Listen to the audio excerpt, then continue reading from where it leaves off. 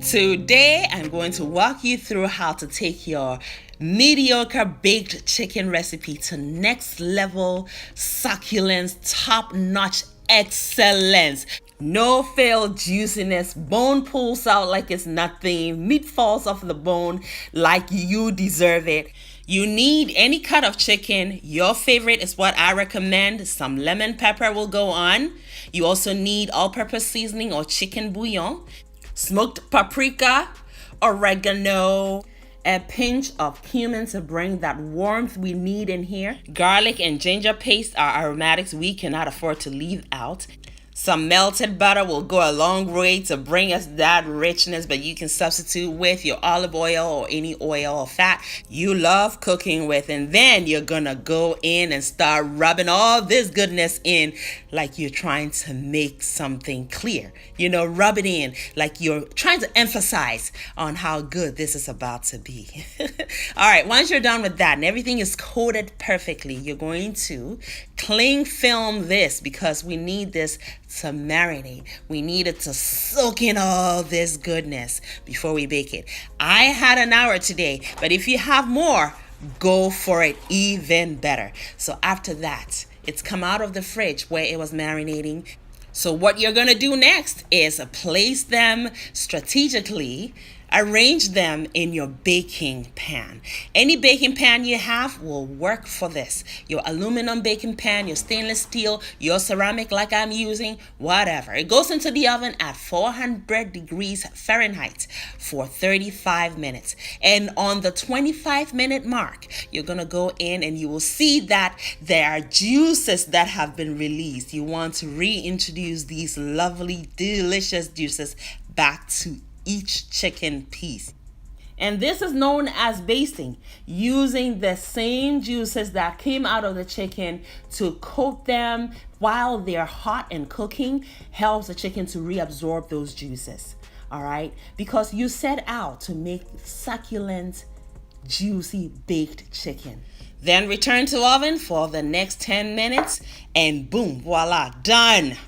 You have your succulent, juicy baked chicken that's going to hit all the spots that are hittable. And serve it with anything like jollof rice and cucumber salad, baked potatoes, fried rice and coleslaw, just name it. And don't forget to drizzle on a little more of those lovely juices. Now take a look at how succulent and juicy this chicken is.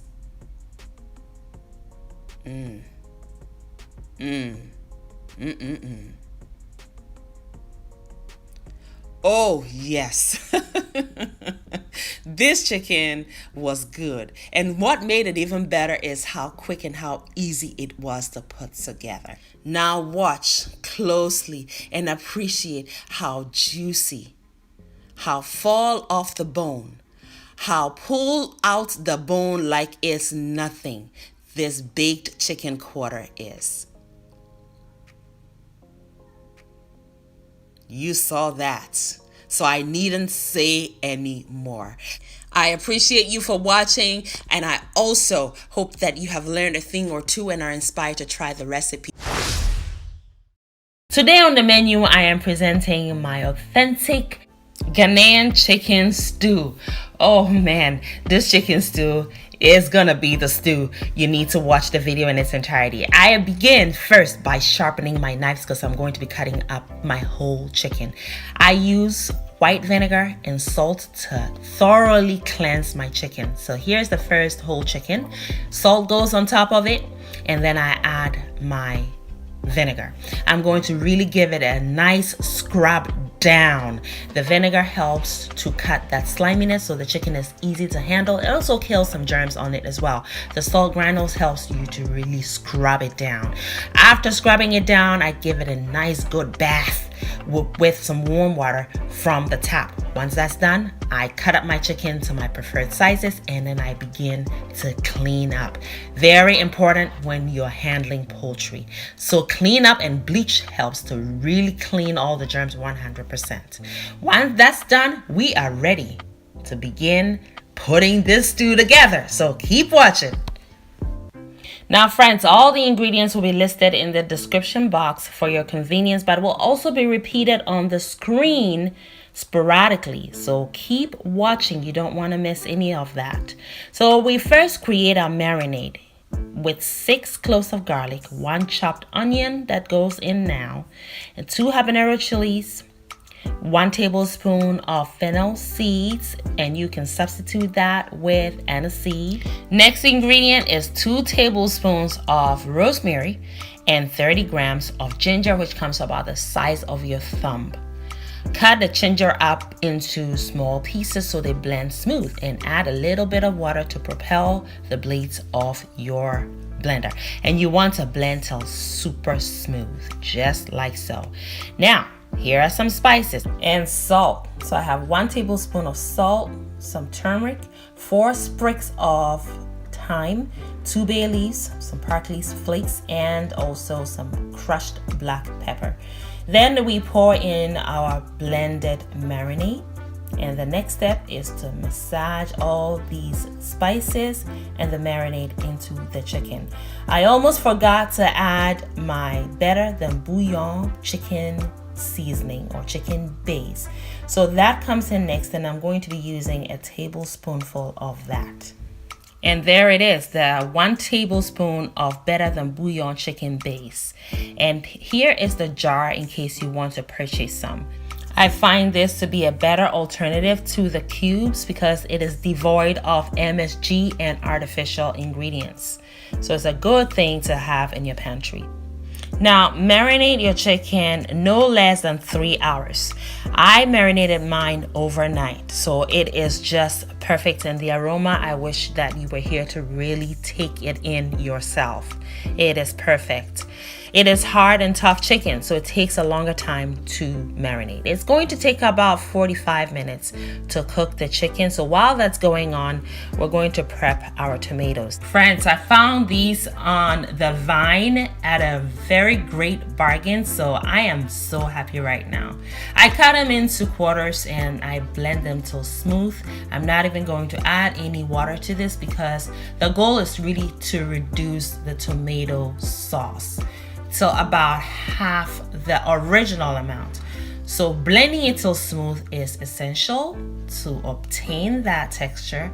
Pour it into a separate pot and set it on low heat and forget about it.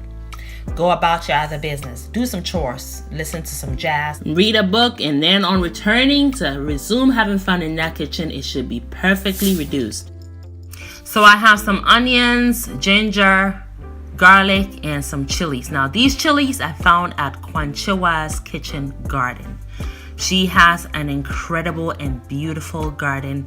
She is an incredibly beautiful person, and she is a talented chef.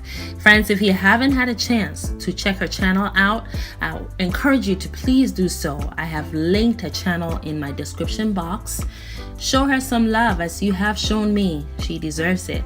So what I've done now is thinly sliced all my onions. My ginger I have finely minced, and I thinly sliced my garlic. And the chilies I have left whole with the heads on because while they have an assertive chili fragrance, they also have a lot of heat, which I would like to retain inside of the chilies. I can't wait to grow some of these chilies. Quanchiwa herself told me that they are super flavorful, and I have become a believer. So there we go. Now I place a cooling rack into my pan here, and then I remove the chicken from the broth. I want the chicken to continue draining any liquid that's left on the surface of it. And you'll see why pretty soon. The broth I shall reserve because I will reincorporate it in the cooking process in our stew. Now, the reason why I want the chicken to drain any liquid that's left or any moisture that's left on the surface is because I'm going to be deep frying it. The contact of liquid with hot oil is never safe, and I really want to be safe in the kitchen. I want to, maintain this beautiful brown skin I got. So I want you to do the same. So see, now it's nice and dry. Just on the outside, it's still nice and juicy on the inside. Now I'm going to coat it with some flour. Why?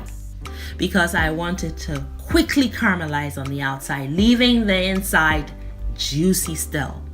Another thing that happens when you coat it with the flour is that it is able to cling onto that beautiful, deep flavored stew that we are going to be developing soon. So keep watching. So deep fry it, and only takes about 5 minutes to get this color right here because we coated it with the flour. Again, we want it to be crunchy on the outside and be able to cling onto that stew, but remain juicy on the inside. Try this technique. You will love it. So there we go. Our chicken is perfect. We're going to fry the rest of it. So all you want to do is just lightly coat it with the flour though. You don't want it to have a thick layer of flour, okay? Just light coating.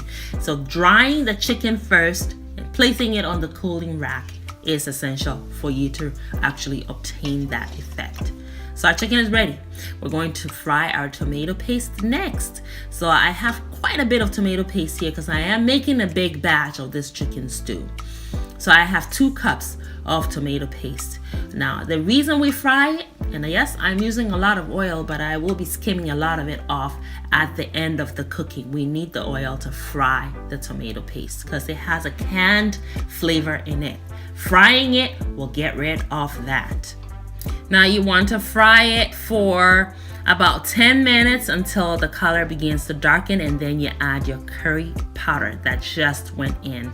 This is my homemade curry powder and I cannot wait to share the recipe with you, so keep staying tuned. Now the curry powder immediately changes the fragrance up in here in this Nanaba's kitchen. Woo!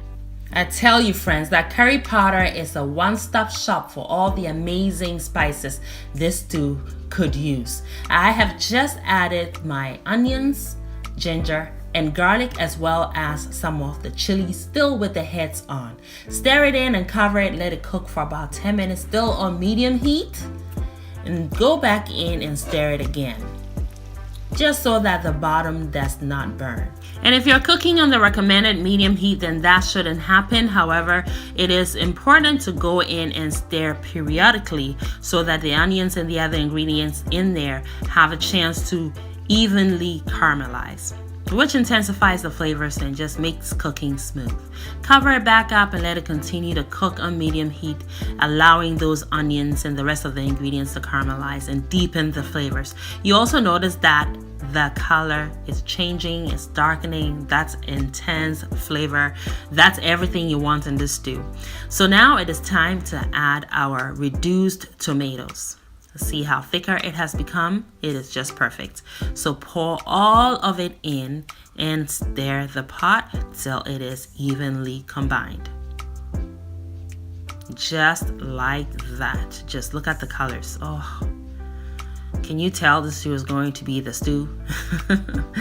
Yes, it was quite something. Yes, something so good to write home about. You always want to clean the sides of your pot and reincorporate that stew while it is still wet, because when it dries up, it becomes a waste.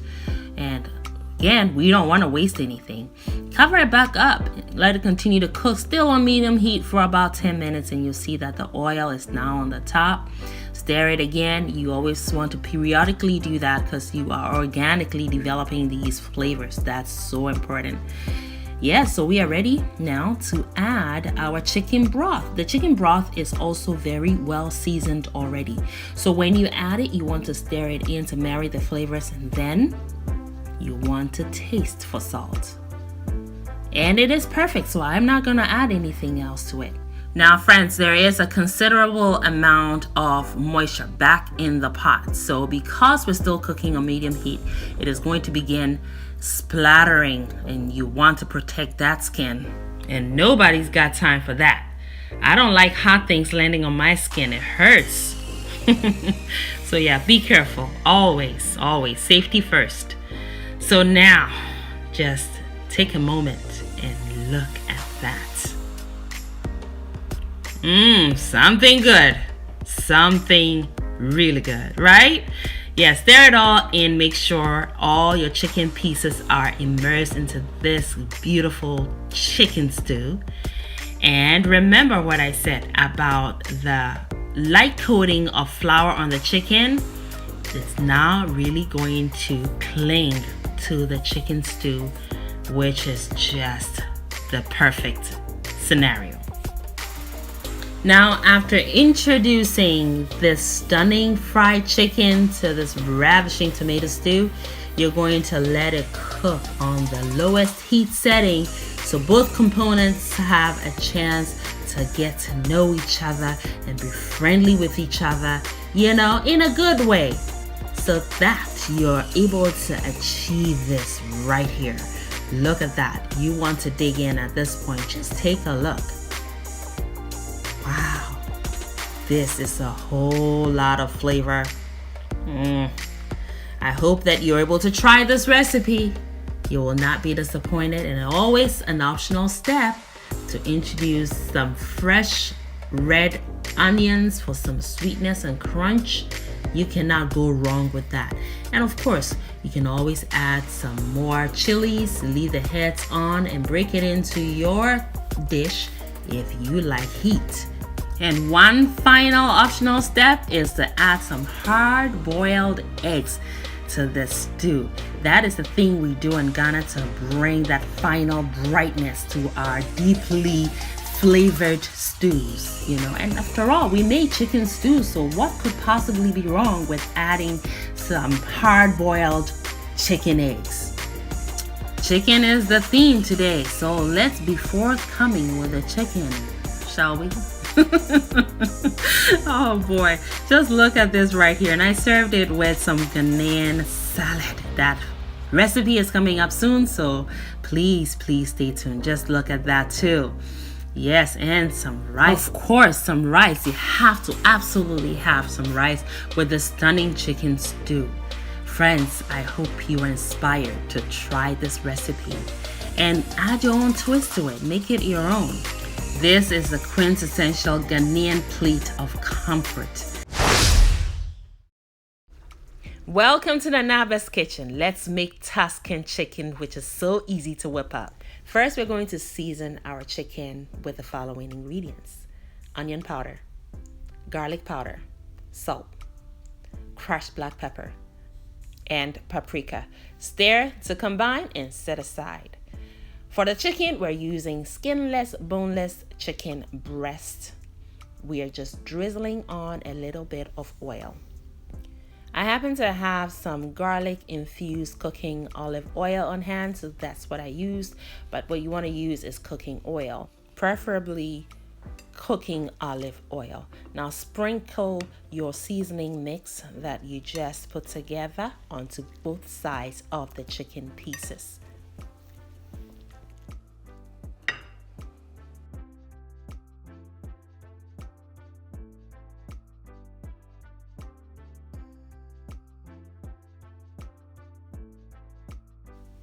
Now set the chicken aside. We have a little more prepping to do. And for the rest of the ingredients, we have minced 3 cloves of garlic very finely, chopped 1 large onion, as well as 1 paprika or red bell pepper, which is going to bring us a lot of sweetness and a pop of beautiful red color.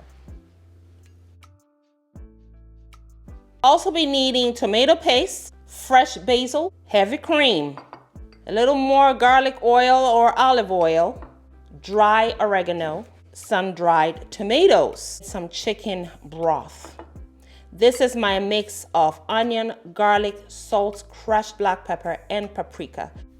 This is the remainder of the chicken seasoning mix. We also need some butter. This recipe calls for fresh spinach. So we have some baby spinach here, as well as sun-dried tomatoes. Now I'm going to give this a chop up and set aside, and then we'll be done prepping.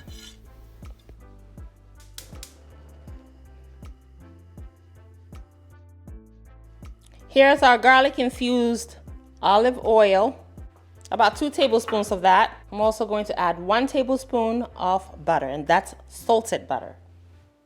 Let the butter start melting, and the olive oil is going to prevent our butter from burning.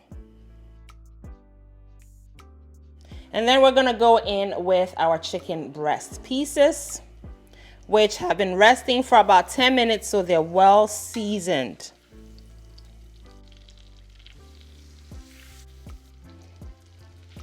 It's good practice to move your chicken around once you lay it in the oil, just so that it gets an even coating of the olive oil and the butter. And then you're going to cook on medium-high heat, about 2 to 3 minutes on each side.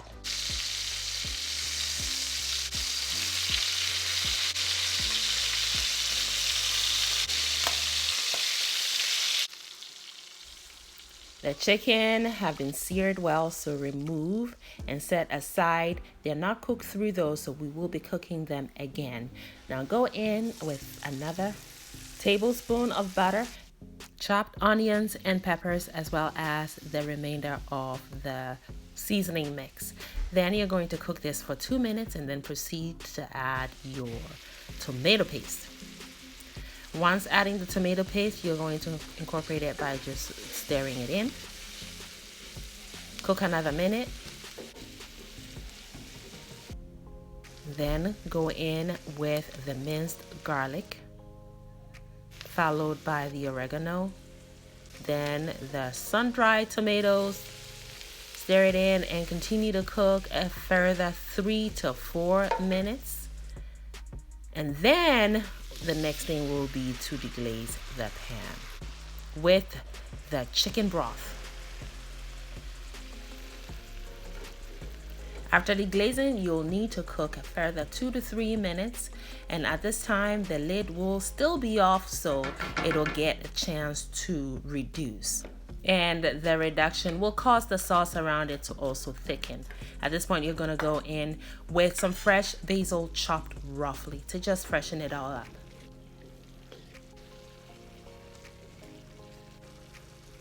Now go in with the heavy cream and turn this whole thing into a creamy, tomatoey, rich sauce, which offers very well balanced, toned down sweetness and savoriness all at the same time. You're going to cook this down with the heat at the low medium setting for about 2 minutes, and then go in with the chicken pieces and its juices, which you don't want to leave behind.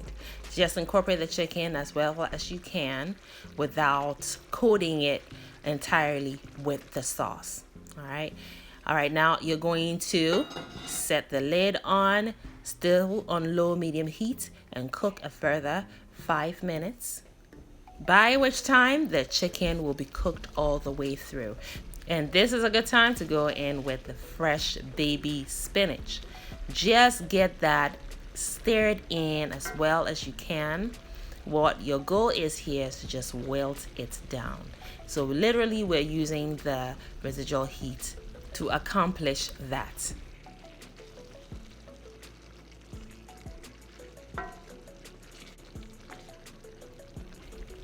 It's looking good. The spinach has been well incorporated and it has also wilted down perfectly. So we're gonna go in with the final finishing touch with some fresh basil that have been chiffonade. Just go in with that as your garnish, and of course it's going to freshen it up as well. And that is all she wrote. Extremely easy and quick, and of course you can serve it with any pasta of choice. You can also dip some bread into it and just mop it up with that bread, a baguette, or any bread you like, really. You can also have it on mashed potatoes, roasted potatoes, or you can even have it by itself. And just look at that. And the presentation too. This looks good just as it is. Just as it is. Perfection. Hello, good looking jerk chicken made with homemade jerk sauce. Yes, that's what we have on the menu today.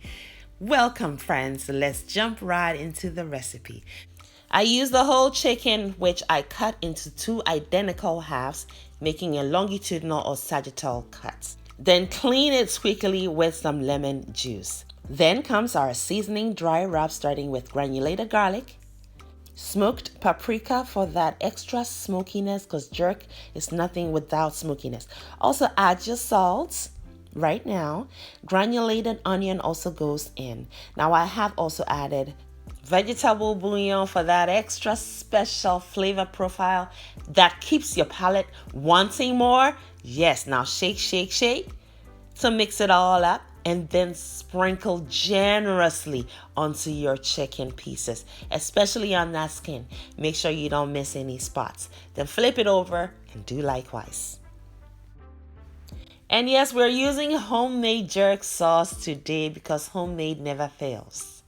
We made homemade jerk sauce right here on Anaba's Kitchen. That video has already been shared and I have linked it below in the description box. We use all fresh ingredients, so you know it's foolproof. It will not let you down in that flavor department. Yes, it's going to be finger licking, lip smacking good. Yes.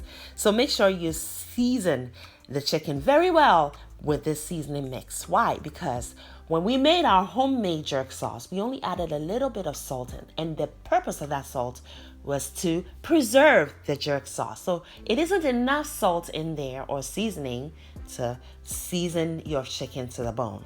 Here comes that homemade jerk sauce.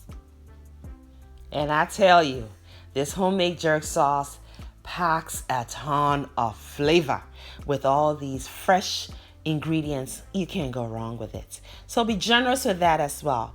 Now today I am going to season and marinate my chicken overnight because it was one of those days that I just wasn't pressed for time. So that was a good thing.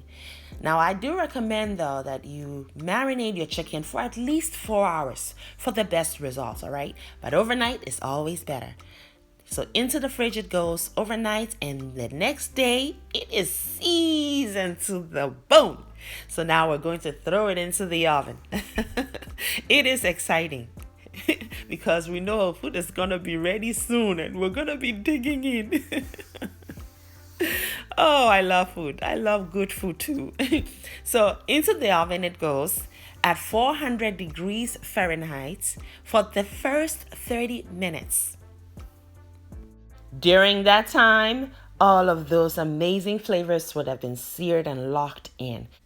And it will be time to pull the chicken out and baste it with its own juices. I see so much flavor. Right now, my mouth is watering all over again. So throw it back into the oven after basting and bake now at 350 degrees Fahrenheit for 30 more minutes. And then va-va-voom! Bam! In your face. That is all she wrote. So good. So good. Yes, so much better than restaurant quality. It looks lovely. It is stunning. It is inviting. It is going to please the crowd, friends. And just look at how juicy this chicken is. And it's also going to fall off the bone. Just keep on watching and you'll see proof of that. Evidence is coming up pretty soon. The skin is so good. And before you cut your chicken, you do want to let it rest for at least 20 minutes so you don't lose all those beautiful juices when you cut through it. All right, now also, if you're baking smaller pieces of chicken, say the drums or the wings, then you don't have to bake for an hour as I did. All right, the second time it goes back into the oven, it can just stay in for maybe 10 or 15 minutes. I think what's important is that the internal temperature of the chicken when it's cooked must be at least 165 degrees Fahrenheit, friends, for it to be safe for consumption. And yes, don't forget those juices when you're serving. Go in with some of that. We are serving with rice and peas today because it matches the theme. And of course, we have some coleslaw also representing. This one was good and it was so easy to put together, and the star was that jerk seasoning made right here in Anaba's Kitchen, and you must try the recipe. It was an easy, breezy, sunny, stunning, beautiful, exciting day outside. So yes, we went out there and we dug in, friends. Wow, what a blessing. And yes, I do hope that this has inspired you to make your own jerk seasoning, which will last for months just in your refrigerator. All right. I told you it was going to fall off the bone, didn't I? It's falling off of the bone. It's juicy. The skin is perfect. It is seasoned to the bone. So good, friends. Yes, I hope you're inspired to try this recipe. Try making your own jerk seasoning with all fresh ingredients. I tell you, you're going to love it. All right, friends.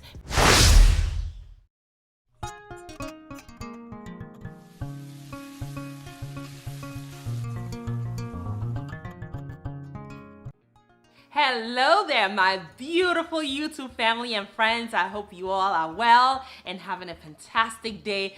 Welcome, each one of you, to Nanabe's Kitchen. Today, we are making stir fry. Yes, I love stir fries because they're easy, they're quick, they're tasty, they're nutritious. They're everything you want in a dish, especially for your family and loved ones. Today, we're making chicken and vegetable stir fry. Quick and easy. So this recipe is inspired by my recent pepper steak recipe, in which most of you asked, can we substitute the steak with chicken? Well, here is that recipe. Let's begin, but first, let's wash our hands. Let's talk about the ingredients really quickly. First ingredient on the list is 8 chicken thighs, skinned and deboned with the fat also trimmed off. We will also need 1 green bell pepper, a red bell pepper, 1 large onion, ginger about the size of your thumb, 3 garlic cloves. Next ingredient is 2/3 a cup of homemade chicken broth, and that recipe is linked below. 1 heaping tablespoon of cornstarch, 1 teaspoon of honey, 1 tablespoon of dark soy sauce, 2 tablespoons of olive oil, 1 teaspoon of all-purpose seasoning. This is homemade, but you can substitute with 1 chicken bouillon cube, and a 1/4 teaspoon of crushed black pepper.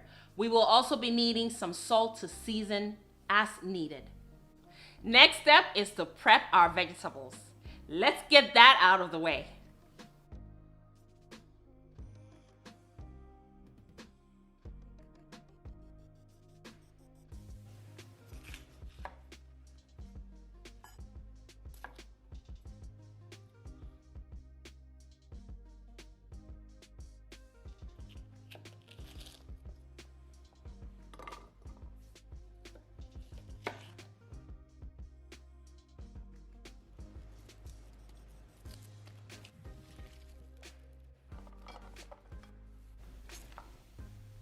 And here is the ginger, which will bring us earthy notes that are very important in this dish.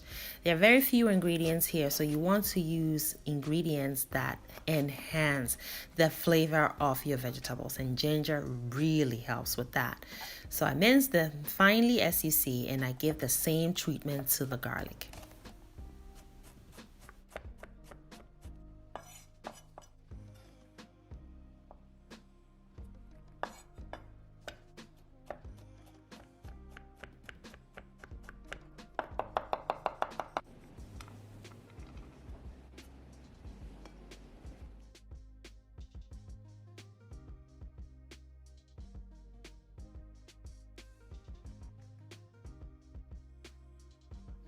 It is time to prep the chicken.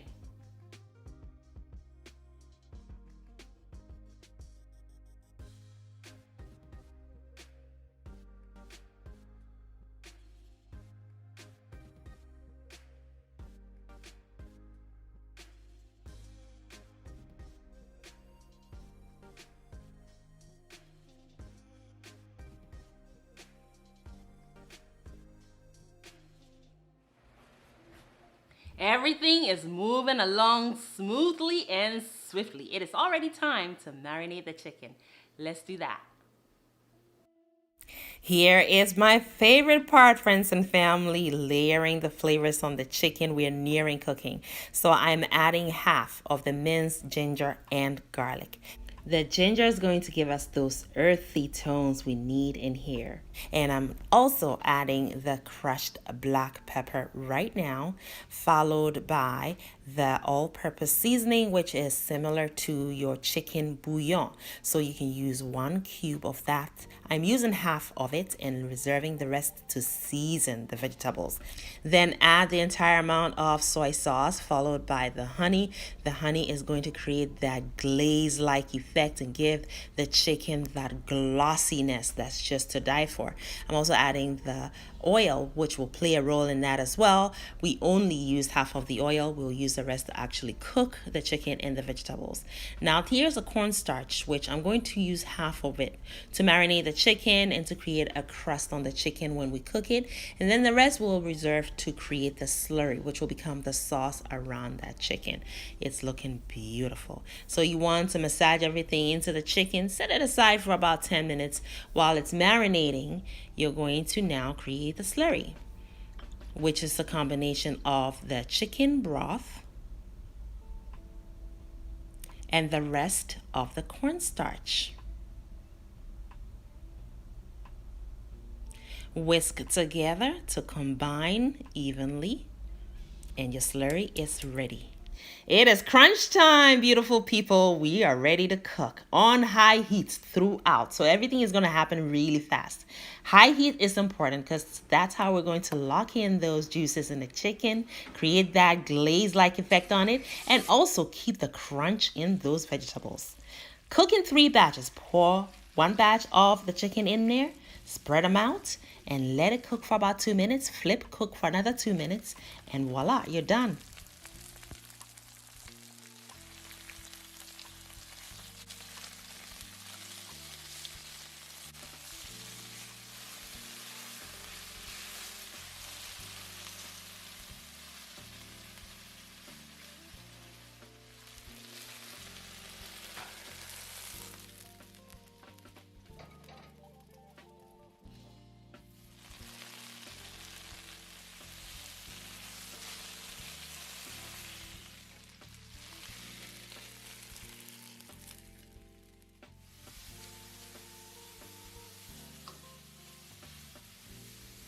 Looking good, looking good. Look at that last batch. Do you see that glossiness and also a little bit of that char and caramelized sugars from the honey? The chicken is so juicy and tender. It's perfect. We're cooking the vegetables now. So the rest of the minced garlic and ginger go into the rest of the oil in the wok. Add the rest of your all-purpose seasoning or chicken bouillon, some salt, crushed black pepper, a little more oil if you need it. Stir that together and cook under a minute just to help those flavors and aromas to begin coming through. Cook under a minute and add the vegetables. Cook under 1 minute again to keep those vegetables crunchy. Still on high heat, very important.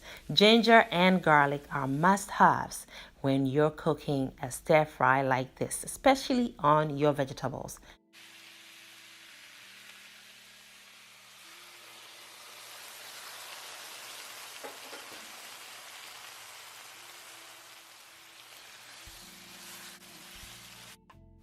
Now we just added the slurry and it should immediately thicken. Now the chicken gets added, holy matrimony, and just take a look at those crunchy vegetables. Their colors, this is such a stunning dish. Easy to cook, few ingredients, and the flavors are definitely there. That bite or the sharpness from the garlic is now mild tones. The earthiness of the ginger is coming through beautifully, enhancing the flavors of those crunchy vegetables. Everything is just perfect and fresh. The chicken is tender, it is crusty, and it is also juicy. Oh, and the content of this wok is definitely screaming umami. Umami like you've never had before. You ought to try this recipe. We're serving it today with some basmati rice cooked with a little bit of butter and some turmeric, as well as some of the homemade all-purpose seasoning, same as your bouillons. Definitely a must try.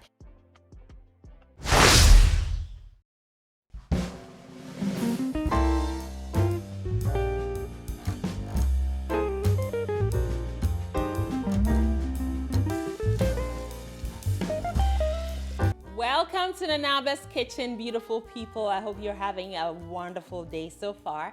Today I'm bringing you peri peri chicken dinner served with rice and some Brussels sprouts. Baked in the oven to come out nicely roasted and absolutely succulent. So let's begin. We're using chicken drums today, and yes, you guessed right, these have been cleaned thoroughly with some lemon juice and some salt. I am putting some scoring onto them so they take the marinade all the way to the bone. Also clean as you go, especially when working with chicken. I have my homemade chicken bouillon, followed by some salt. And I'm also going to add the peri peri sauce we made in the previous video. This one is the caramelized smoky one. And this is how I went about it. Some oil in the pan on medium heat, and that's cooking olive oil, followed by some garlic and some chilies, which I caramelized until that incinerating heat you get from chilies was brought down to a tolerable level. I added some onions, and then I also roasted a red bell pepper to bring smokiness to the party, and blended everything together with some other ingredients, and then we had peri peri sauce. The other ingredients I'm talking about is a lemon zest, followed by some acidity which we got from lemon juice. And then we also needed some white pepper as well as some salt. Now, we added oregano, that's the herb of choice in this peri peri sauce, and then some sweetness to balance it all in the form of organic honey. And that is all she wrote. That's how we arrived at our peri peri sauce. To see the detailed peri peri sauce recipe, which I actually shared in 2 ways, click the link below in the description box after watching this video. So here is the peri peri sauce going onto the chicken. Now coat the chicken, all the pieces in there, generously with the peri peri sauce, and let it marinate for at least an hour. And if you have time, allow to marinate overnight for an even better outcome. While our chicken marinates, we're going to cook the next item on the menu today, which is our rice. So I'm going to wash this rice so thoroughly until that water is completely clear to remove all the lingering starches. This is basmati rice, so we want it to cook nice and fluffy. And the best route to go is to wash it thoroughly. You see that water? Nice and clear. Now pour it into your pan or into your rice cooker. Today we're taking the rice cooker route. I have added 1 habanero chili and 2 sprigs of fresh thyme. And I'm also adding 1 crushed garlic clove. I will also be including some shallot onions. All right, I actually have just 1, and I'm going to just slice them up and throw them into the pot, and it will give the rice such a beautiful aroma. Don't forget to season with some salt or whatever seasoning you like, and the amount is per your preference. This right here is coconut milk because I'm making an aromatic coconut steamed rice. Now also I'm going to add some coconut oil, and that's the cold pressed version, which has a pungent coconut flavor and aroma to it. So I love it.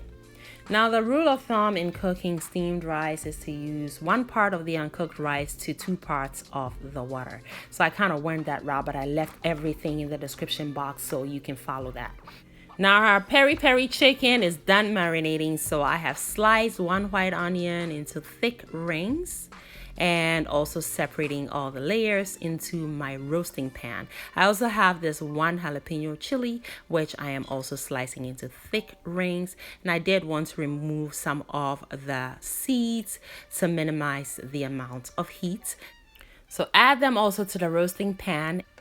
So now we have this amazing bed of onion and jalapeno chilies. That's perfect. because as the chicken roasts in the oven, the onion and the jalapeno chilies will release some moisture, which will become part of the sauce, which you can drizzle onto that rice. Oh my goodness, it's gonna be so good, friends. Yes, they will also release their aroma and more sweetness. Oh, you can't go wrong with that, right? So yeah, make sure you pour all the marinade also onto the chicken and then place it into the oven on the top rack using your broil or grill option to seal in all the moisture into the chicken. That should take the first 10 minutes. In the meantime, we're going to prepare our vegetable aspect of this menu, friends. We want to eat a balanced diet. So I have some Brussels sprouts. Yes, Brussels sprouts. Now, Brussels sprouts unfortunately has an infamous character. Most people don't care for it, but that's because you don't cook it well. I mean, the first time I had Brussels sprouts was here in this country, and all they did to it was steam it. No seasoning even. How do you expect anybody to like it? Like, seriously. But if you follow this recipe, friends, it is a game changer.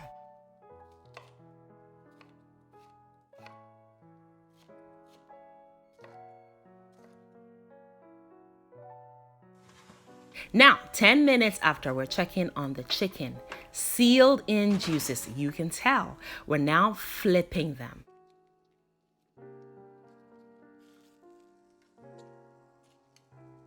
And sending them right back into the oven using the broil or grill option for another 10 minutes to seal in the juices on this other side.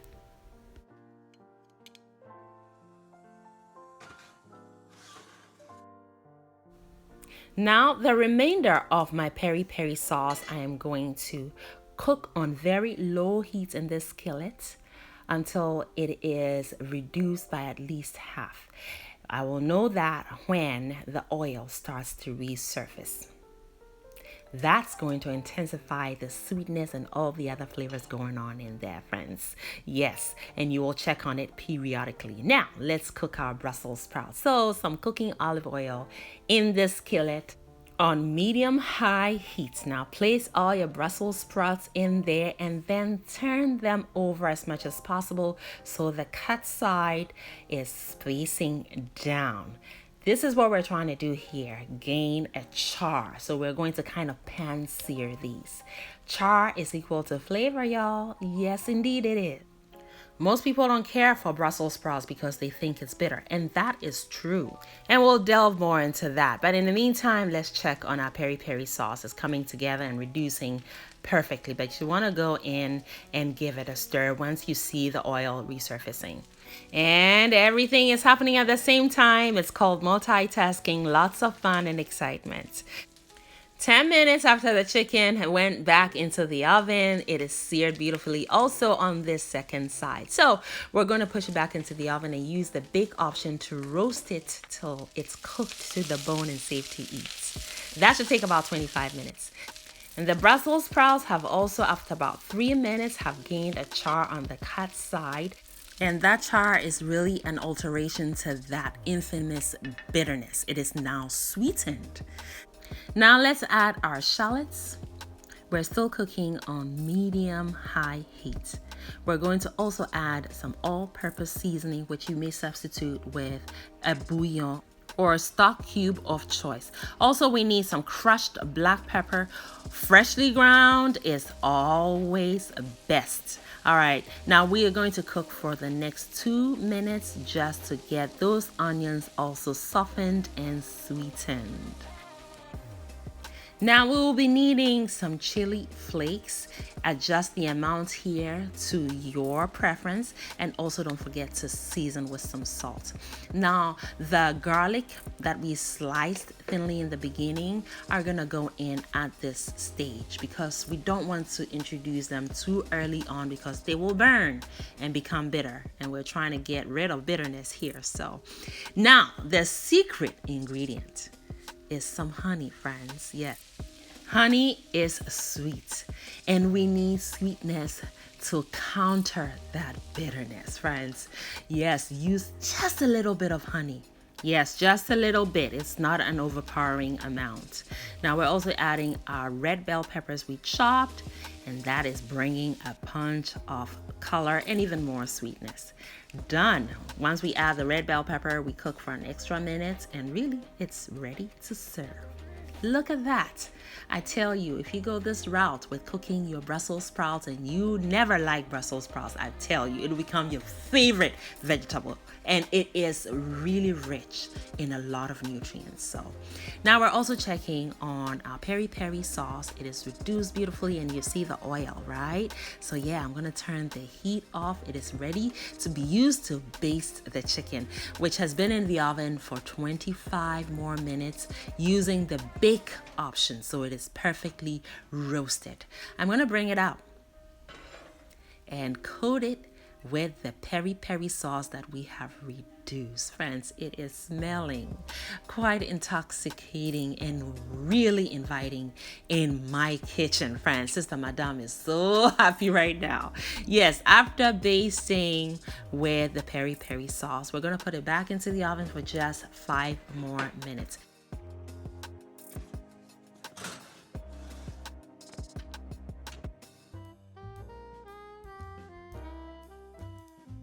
And checking on the rice, that's done too. So we're going to remove the chili, the garlic, and also the thyme. Everything we have on the menu is ready and hot, ready all around the same time. So you can tell how happy Sister Madame is right now. Dinner is going to be served in a few minutes. Chicken is coming out of the oven. And just look at that. Ooh. Now I still have some more peri-peri sauce left behind, so I'm going to baste some more just before we serve. Everything we had on the menu today was quite scrumptious, and I really hope that you were inspired by each and every one of them and that you have learned a thing or two. Friends, I thank you so much for joining us today. If you haven't given me a thumbs up yet, please make sure you do so if you forgot in the beginning. Really, you should be doing that at the beginning of the video because you know Sister Madame is always gonna bring you a good one, right? Yeah. So we have some rice, some Brussels sprouts, and the star of the show today representing with our peri-peri chicken. And look at that sauce. It is so full of onion flavor, chili that is not incinerating to your tongue. I tell you, this fresh peri-peri sauce is everything, and that chicken is juicy and is tender, cooked to the bone. Each bite is full of flavor.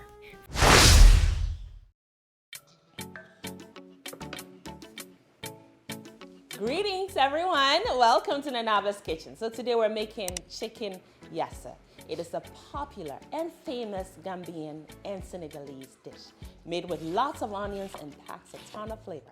So I marinated 12 chicken drums with garlic and salt paste, Dijon mustard, vegetable bouillon, and my mixed herb and spice blend, some lemon juice, vinegar, oil. And that's all she wrote for the marinade ingredients, which is herbaceous and therefore very aromatic from all the herbs in there. It is also presenting you with all those flavor and taste elements our palates are constantly searching for. So this is gonna be great. And then we chopped 4 onions and topped up the chicken and the marinade with it. And here are 12 drumsticks, cleaned. I have cut off the tips of the drums just for presentation purposes. And so you're good to go. And let's not forget about our chili. You know Sister Madame loves her chili. So I have 1 Scotch bonnet chili. I just break it open and throw that in there. I just really want its flavor and not the heat. So at some point we'll take it out. You see, these chicken drums, they couldn't be happier right now. They're all coated with the lovely marinade. And then now we're going to just throw the onions on. whose sweet and aromatic quality is going to become part of the chicken flavor. So just take a minute and imagine what's going to be happening just before we cook it. Into the fridge overnight best, but 4 hours too will be great for marinating time. Remove the cling film, let it sit at room temperature, bring it to room temperature, friends. That should take about 30 minutes or so before you start cooking. And now you want to pour a little bit of cooking olive oil or any cooking oil you like to use into your brazier or your pan. And then start digging for the chicken pieces. I had 12 drums, so I'll be searching for exactly 12 drums. Now let's go and put a sear on these chicken pieces.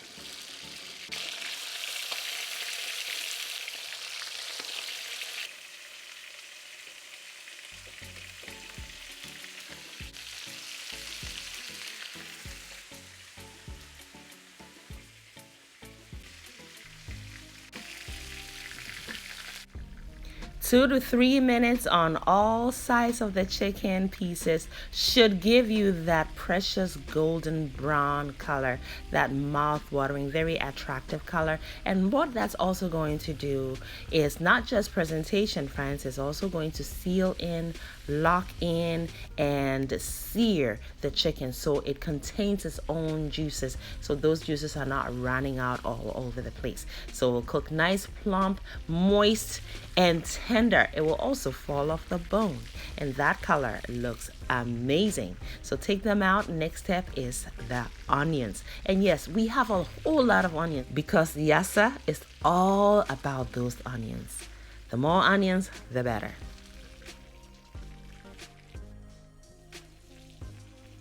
Time to cook these onions. We're going to cook them on medium low, friends. No need to rush right now because we want to keep them caramelized, so their sweetness will be even more amplified. I am using sweet onions, but you can use white, you can even use red onions, you can also use shallots. Whatever kind of onions you fancy would work here.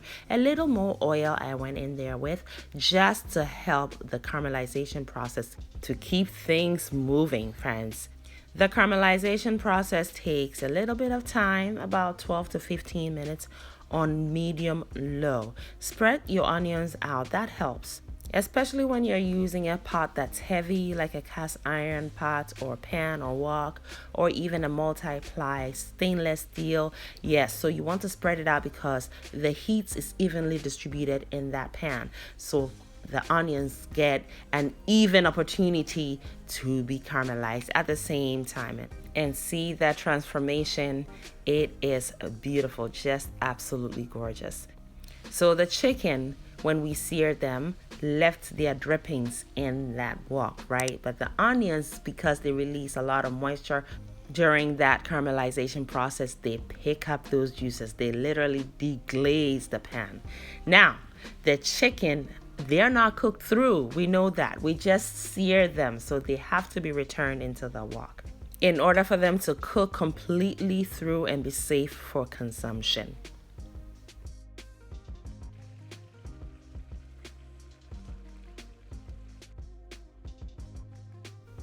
Upon returning the chicken drums into the wok, you want to turn the heat down all the way to low and then cover the wok or the pot you're using and let it cook for about 20 minutes, friends. Now, another element of Yassa is your olives, friends. I'm using green pitted olives. This brings that salty, extra layer of salty factor, also slight bit of tang, and it's nice to chew and bite into them. It's beautiful. And we are going to, of course, garnish with a little bit of parsley. Now it's been 20 minutes, so we know our chicken is cooked through to the bone and safe for consumption. So we're going to go in with our finishing touch of the olives. We don't need to really cook those. And then I'm also going to throw in a pop of color, and I thought red will really stand out here. So I used Fresno chili, and I just chopped a few of them. I made sure they didn't have the seeds. And I also have some lime just for serving because tang is important in this dish, friends. That flavor profile really works here. Sprinkle, sprinkle, and serve. Look at that. Beautiful. Beautiful, friends.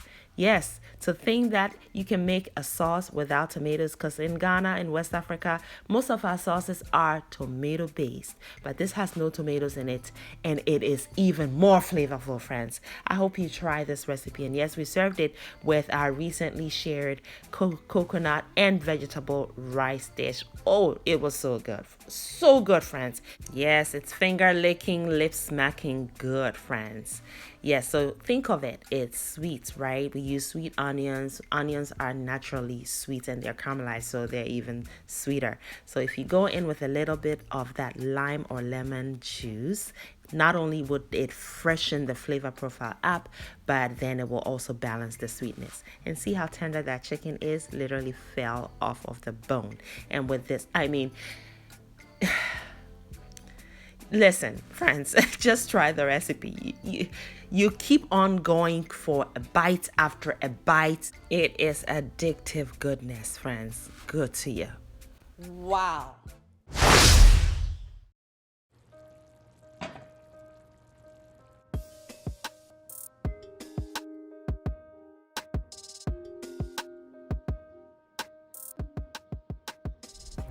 Greetings, beautiful people. Sister Madame here. Welcome to Nanaba's Kitchen. I hope you all are having a fantastic day, because today I'm going to make it even more fantastic for you by presenting my black stewed chicken inspired by Philippines adobo. Let's get into it. So you need your chicken. I'm using all dark meat. Just poured in some light soy sauce followed by some dark soy sauce. And as the name suggests, it's going to bring us that dark color. So it's not omittable. Just poured in some vinegar, and this is just distilled vinegar for the tang, which is going to balance everything. I've also added some all-purpose seasoning, very similar to your bouillon, so please use a cube or a tablespoon. I am adding my honey, and this is organic honey. Friends, we need that to balance the tanginess and all the other flavors. And this dish must be garlicky. That's one of its characters. So we have added a lot of minced garlic. I've also added some minced ginger, followed by our ingredient that brings us heat, and that is 1 Scotch bonnet chili, also minced. And I've added some bay leaves. These are fresh, as you can see, but you can use a dry, no problem. We're also adding some shallot onions that we have sliced thinly. Now this dish allows for lots of black pepper essence. So we have our black peppercorns, and I'm going to crush them coarsely and add them. You will love this dish over some steamed rice, y'all. So you must make sure you try it. And fortunately, all the ingredients we're using are everyday ingredients currently available to you. So I say a big ol' yes to this dish right here, friends. So the longer you marinate your chicken, the tastier it will be. I marinated mine for 4 hours. I just happened to have 4 hours available to me that day. I had other things I needed to do, so I attended to those and then came back complete cooking this chicken. So as you can see, the marinade and the chicken drums and thighs have become one. I have applied some cling film to it, and it goes into the fridge to marinate 4 hours. If you have overnight, even better, friends, go for it. So 4 hours later, our chicken is perfectly marinated, and I took it out of the fridge and let it sit at room temperature for 30 minutes, just so that it comes to the proper temperature before we sear it. And yes, you guessed right, we're about to sear all these lovely juices into the meat, okay? That is essential, so please do not omit this step. You need a skillet. Non-stick will be preferable, and then you want to place it on medium heat to start with, and then pour in a scanty amount of oil, and then start placing your chicken pieces into the skillet. Now you want to make sure they're not touching each other. Now these are chicken drums and thighs, cleaned thoroughly with some lime juice as well as some salt, and washed squeakily. Again, make sure these chicken pieces are practicing social distancing. You want to make sure they're not touching each other. Otherwise, they'll start releasing their juices, which we're trying to keep inside the meat. So we don't want to defeat that purpose. Now give it about 3 minutes on each side and then go and flip them. That is the color you want to see. That quintessential dark brown seared look. It means the juices are where they ought to be, not inside the pan. It will be a different story if we had overcrowded our skillet. All right, so take them out once you have that dark brown color throughout. That means you have been successful in searing your meat pieces. First 6 pieces of chicken out of the 12 are done searing, so let's do the last 6. Repeat the same process and we'll move on to the next step pretty shortly. Thank you for watching still. I appreciate you all. Make sure you're giving me a thumbs up, friends.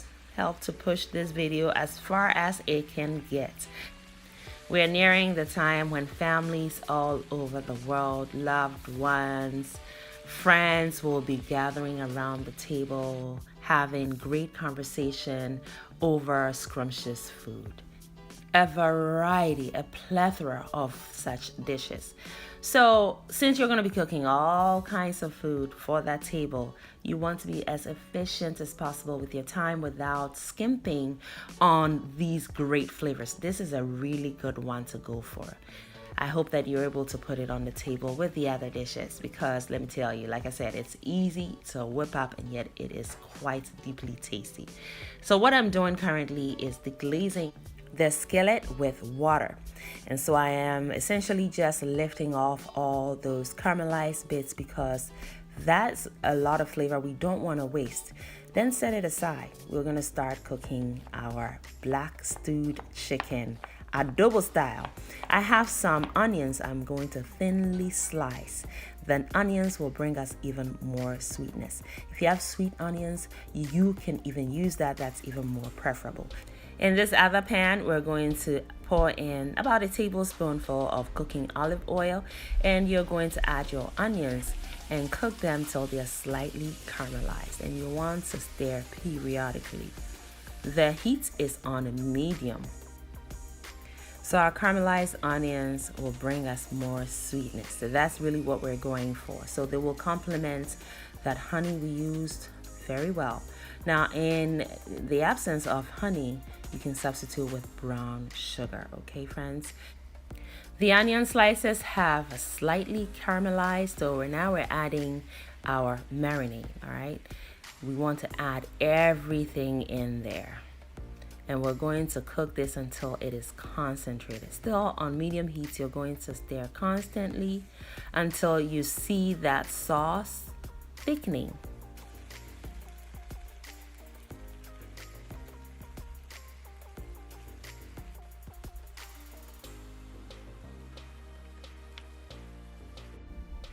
You see, the sauce has become concentrated. It's quite obvious. So what we're going to do now is place our chicken, our seared chicken pieces on here. And at this point, they can touch each other and be friendly. No problem at this point, all right? So place them all in there. Make sure they fit nicely. I needed to use a bigger braising pan so that I could fit all the chicken pieces in there just perfectly. Don't leave any juices behind, friends. Don't do it. Don't do it. All right, pour everything in. Now, the deglazed skillet juices are also going to be added because we need those juices to cook the chicken thoroughly. All right, as we all know, chicken must be cooked to the very bone. So pour all of those juices in, and I added a little more water. All right, perfect. Just a little bit of stirring will help, but not too much, because we're going to throw the lid on now and allow it to cook now on low heat for the next 25 to 30 minutes. This chicken is a broiler, so it doesn't take too long to cook it. So I cooked an additional 30 minutes with the lid on and the heat was on low. Now I've taken the lid off and the juices are quite thin, so I'm using them to baste the chicken, sort of reintroducing the juices back to the chicken. Now after I take the lid off, I also crank the heat up to the medium-high level so that the juices can reduce, darkening it and also concentrating it. We want concentrated flavors, and that is the way to go. Now see how the color has changed into this rich dark color. Oh my goodness, this black stewed chicken is everything you must have, okay, on your dining table coming up pretty soon when you gather with your loved ones around that beautiful table.